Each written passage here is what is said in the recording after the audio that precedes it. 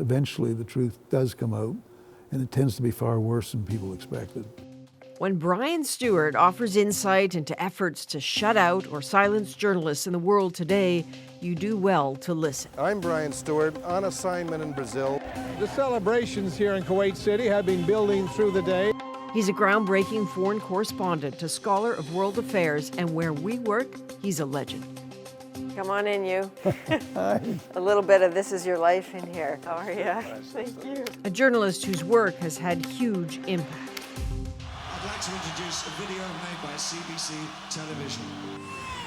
It was his team's images on the famine in Ethiopia, shown to an audience of more than 1 billion, that helped to make Live Aid in the 1980s the biggest fundraising concert in history. This is a little older than your era here. Oh my gosh. I guess this is closer to sort of the late 90s, eh, for you? Yeah, I'm thinking of all the fabulous camera people we had. He's finally written about all he witnessed, how the ghosts of the toughest days still haunt, There, the uncontrolled fear began again. and what he sees coming. Come have a seat. Okay. We're surrounded by some newer tech. So this is an excellent time to talk about it. I welcome home. Oh, thank you very much. It's very moving to be back. You know. Is it? Always, every time I come here. When you walk through the doors here, I wonder if you were to sort of pull out your dusty reporting boots again and be in a position to advocate to go somewhere to report. Right now, where would you be advocating to be? Honestly, I'd have to advocate where I would least like to be, and that is in Gaza. I think that's a responsibility of media, of world media. The world's called upon to be concerned, engaged. It certainly has a right to ask for reporting from there. I would not like to be in Gaza. I would be terrified to even think of going, but that's the one I would have to volunteer. You know, on Gaza, that's the answer for all of us in here. Yeah. We know how many Palestinian journalists have been lost in this war. And people like the freelancer who works for CBC are risking absolutely everything. And they're doing a phenomenal job. But without the eyes and ears of journalists from the rest of the world, what do you think is lost? Well, what you want is people who've seen other conflicts, been in conflicts before, so they're geared up to know some of the worst that they're going to see, be prepared for it, and then be overwhelmed at times when they see something they could never have prepared for, which you and I have both been in that situation. And then it's up to you to report honestly and without bias to the people. And your reputation's on the line. You know that. You know you can be destroyed if your reporting's off. A chief objective of El Salvador's tired soldiers is to prevent... Forces have very real fears today that they could be dragged ever deeper into the Lebanese... An extra 9,000 troops are standing by to block possible Protestant loyalist violence. When you were a foreign correspondent, it was an entirely different era. Brian Stewart, CBC News, in Santiago, Chile. Belfast. Nicaragua. Brussels. Beirut. El Salvador. London. I think you saw how journalism could make a difference, and in particular, television journalism. Has something happened to how people see imagery because there is so much of it, because the phones make everyone capable of recording and witnessing? It has, and it's something I actually worried about back in 1984. Unless the richer nations act very quickly, these people will remain locked outside the walls of help this winter to die of starvation, perhaps by the hundreds of thousands. Brian Stewart, CBC News, in Mekelle, Ethiopia. When we sent those images out, I thought, at what point do people not just get dull to the horrific images, but more to the point, they don't act until the images get even worse than the ones they're used to. So you have a kind of escalation of the kind of images that will move people. But this is why, too, just visuals alone aren't enough. You need that reporter who's there, who can talk almost person to person. This is what I'm seeing. This is how people are reacting. But one wonders, is there a point you get to when people are just dulled, endlessly dulled by what they view in news and what they view in entertainment? I think that terrifies us. Absolutely. When we talk about making a difference in journalism. Forever there will be one story, one place, one person connected to you. What am I talking about? Burhan will do, yeah. Just an amazing personal story. For everyone here, so many deaths can be numbing. But all are touched by some moments of tragedy. Some faces stand out. We've seen hundreds and hundreds of refugees from the famine who had been on the road for days and escaping wild hyenas and what have you, and were there, and many of them pneumonia, were sick.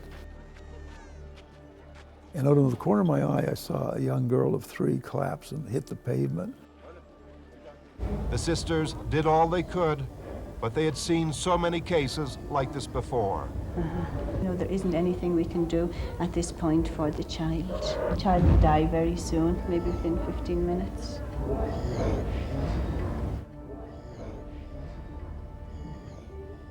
So we took final shots, and I left her because so she could die in dignity. And hours later, our crew had been shaken by this. We went back to see the burial, and we saw this cluster of people in the feeding center, and they all had smiles on their face. You didn't see smiles in Ethiopia at that time. And we went there, and the nurse was holding the child in her arms, and everybody was smiling, weeping.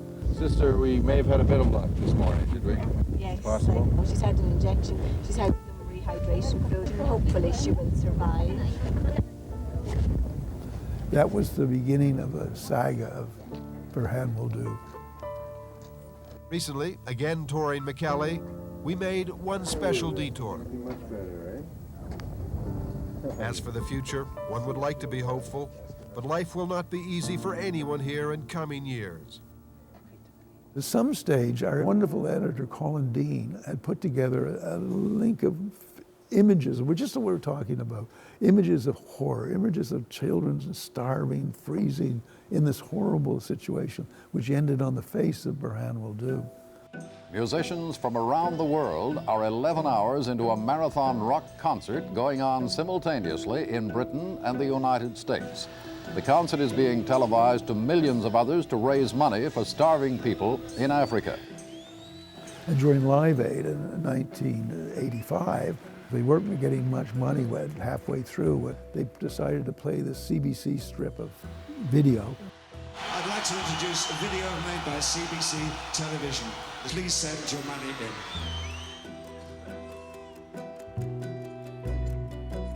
At the end was Burhan's face. People were crying in the stadium. People across the world were responding. Staggering amounts of money poured in. She was called back again in 2005 for Live Aid 2, really. She was on stage singing with Madonna, and she and I were brought to the Oprah Winfrey show. And I kept saying, this is incredible where you are. And he said, yes, but I have to go back and do my exams. And we've just stayed in touch, even through the late war in Ethiopia, where so many were lost. But we've stayed in touch with the whole family, and we were talking on Zoom, actually, just this last weekend.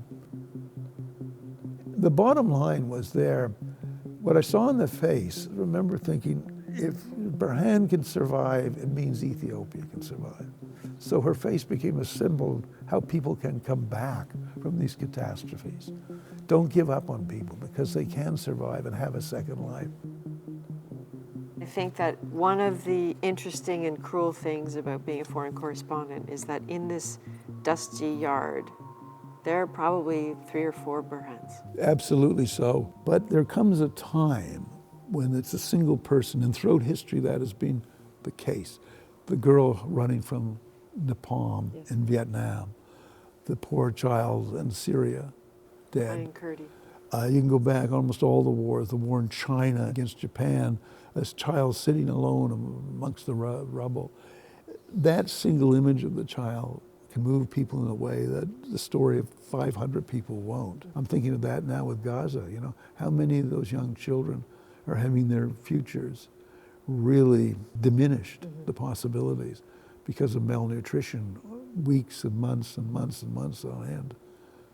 So it's the most horrible thing, famine. It's just, of all the things I've witnessed, including war. It's the cruelest in some ways because it's a slow death of people in front of their parents, in front of their children, in front of their friends. It's people taking along strangers to walk with them because they want to be buried by somebody when they die and they know they're not going to make it. It's hyenas at night that were starving because the cattle are all gone. I saw the body of a woman half eaten by a hyena and a kid whose hand had been bitten off. You're seeing things that are kind of nightmarish. They're out about the worst case scenario nightmare. When I hear you talk evocatively, it occurs to me that there's a cost to telling these stories, and I'm curious what all those decades of telling those stories took from you.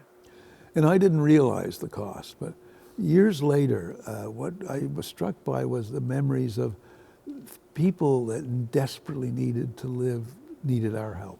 And I'm a journalist standing by with his safari suit and his microphone, full pockets, and they're looking up with a dead child or a dying child, and here's this guy standing there. Useless, eh? Useless. You never felt so small. I mean, I never in my life felt smaller than I did during the Ethiopian crisis, when the catastrophe was so much bigger than even my imagination. I found later, when I had a mental breakdown, basically a nervous breakdown, it was related due back to the scenes that I had witnessed where it left me with a guilt feeling, a tremendous guilt feeling.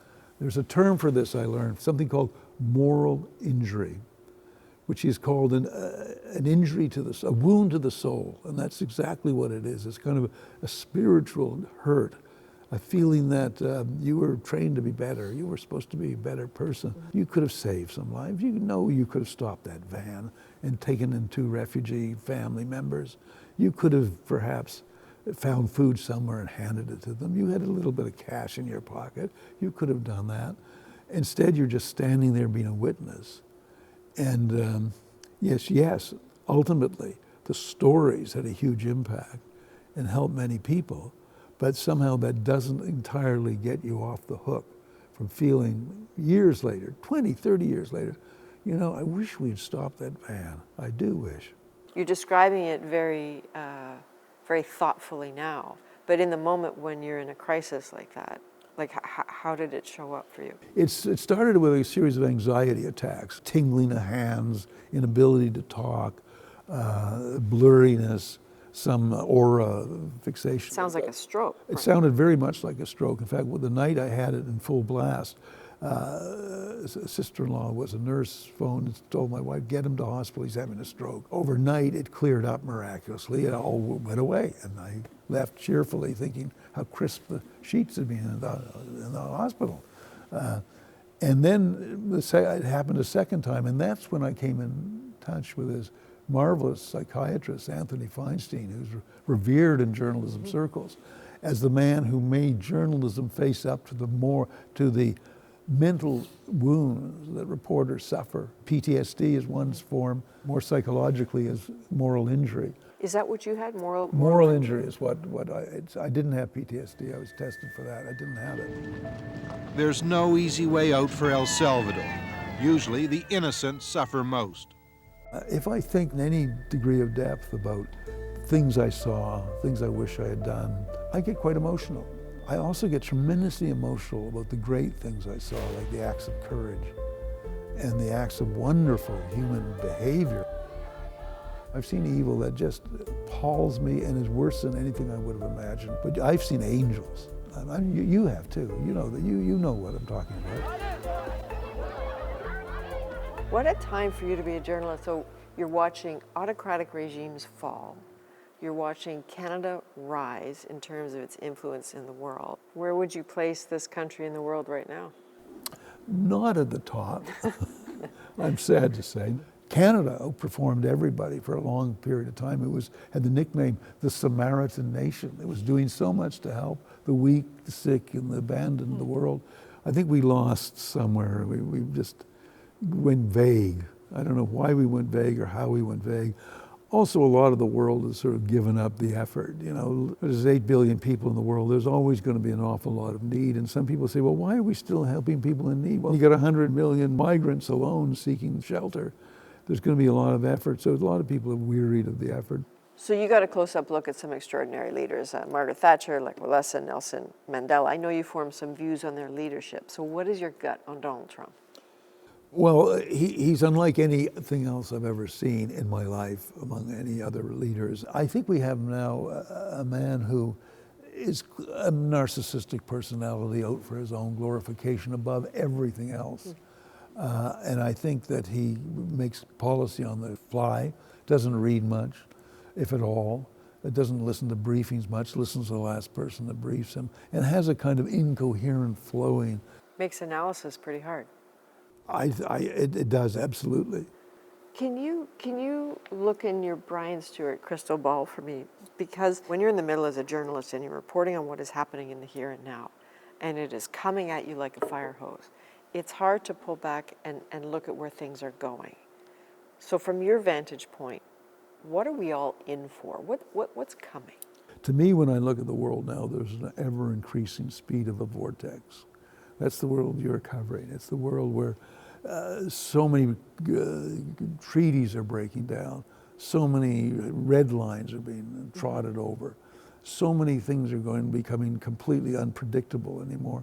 So I fear to say that barring some future comeback of common sense in the world, we're in for a world of ever-speeding events that seem chaotic, unfocused, and often crisis-driven.